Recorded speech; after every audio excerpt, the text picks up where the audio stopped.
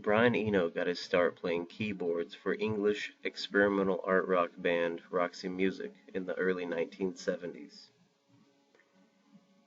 Growing tired of touring and often clashing with frontman Brian Ferry, he soon went his own way in 1973.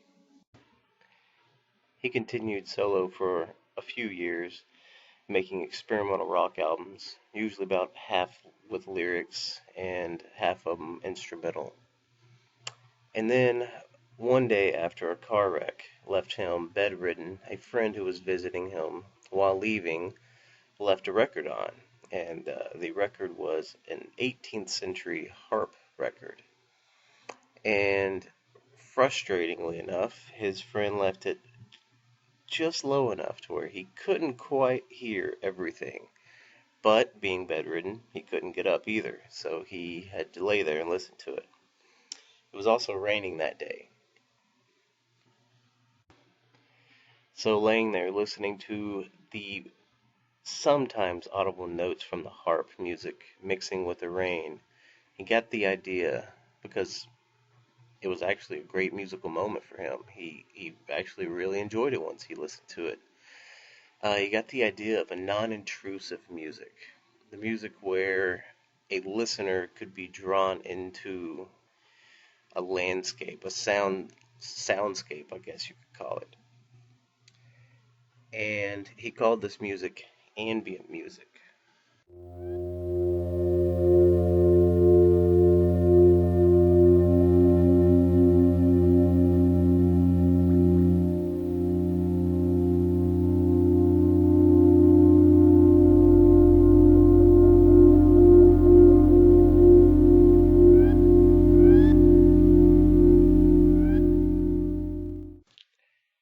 Ambient music is not for everyone, and it's not for every situation. It is great for meditation or drifting off to sleep or just relaxing on the couch. I personally put it on every night before going to bed. My girlfriend used to not like any noise at all while sleeping, but nowadays she asks, "Where's Eno?" if I forget to put him on. But the music is also interesting and dense enough that it makes for an intriguing headphones listen as well. And Eno's discography is so large, over 60 albums, that I often pick random albums and I hear things I've never heard before.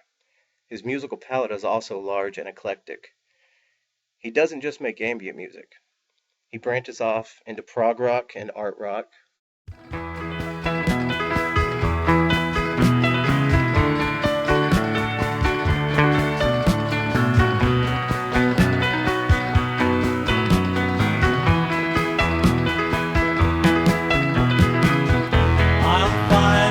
Somewhere in the corner,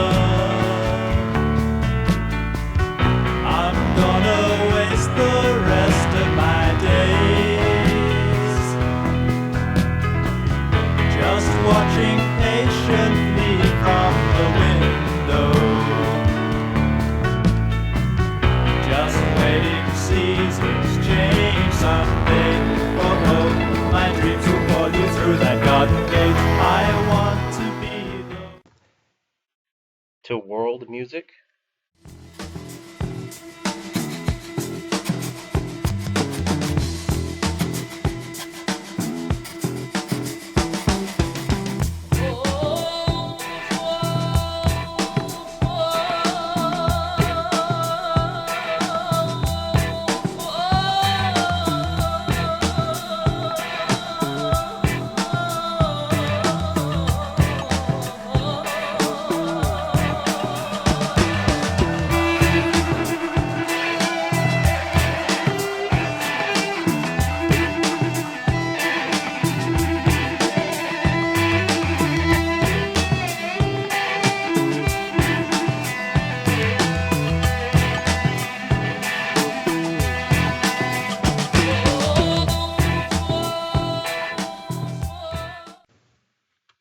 And sometimes even classical.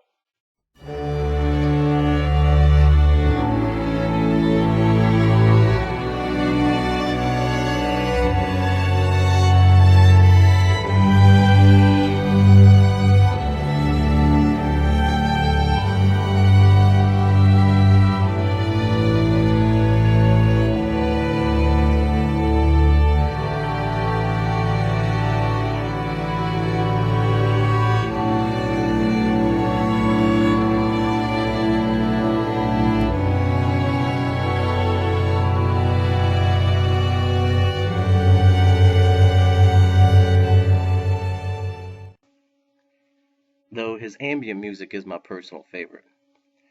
When meditating or drifting off to sleep to it, it gives you the feeling of drifting into it, into its environment. It sort of envelops you. He creates this space by sustained tones, usually created by digital reverb. He says of this reverb, the special things you can do in a recording studio. Obviously, echoes are evocative because they remind you of places. But the echoes on land aren't like anything that could possibly exist. On some of these, I'm using 70-second reverbs, nothing like that exists in nature or an artifact. Even the Taj Mahal, which has very long reverberations, is only about 12 seconds. Here is a sample from the track On Land that he mentioned.